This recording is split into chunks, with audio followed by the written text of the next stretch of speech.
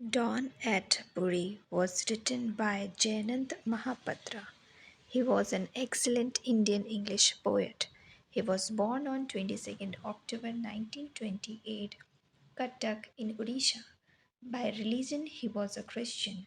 He did his higher education in Patna, Bihar, and did his graduation in physics. The poem is set in the town named Puri.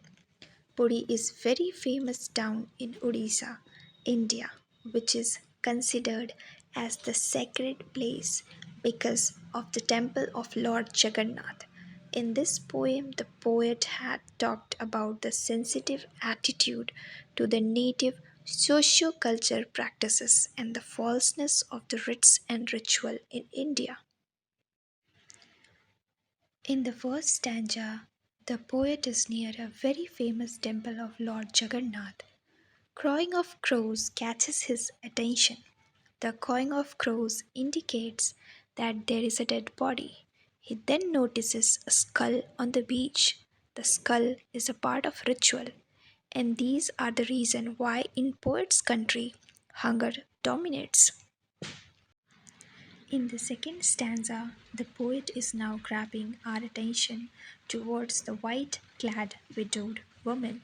The women are white clad because of her husband's death. In Hinduism, widowed women have to wear white clothes after their husband's death. The women are waiting to enter the temple because she was made to believe that she can only find peace and support there after the dismiss of her husband. In the third stanza, the poet describes the widowed woman as a very simple person, as the widowed woman led her life without any desire and pleasure. They have to give her worldly lives after the dismiss of her husband. They are compelled to live according to the society and are trapped in a net, an imaginary net constructed by the society. In the fourth stanza, the poet says that there are lepers, means beggars, who are in large numbers and leaning against each other for money near the temple. These people are in large number and are without names and identity. In the fifth stanza, there is a use of personification, the sullen solitary, by quoting his aging mother. The poet shows how our rites and ritual in the society. The term sullen solitary pyre highlights disillusionments and misery.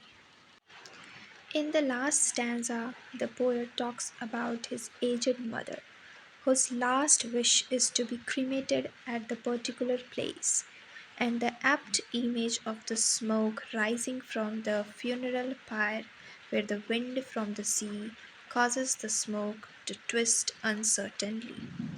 For him, performing his mother's last wish is far more important than these mandatory dictates of religion and principle of customs.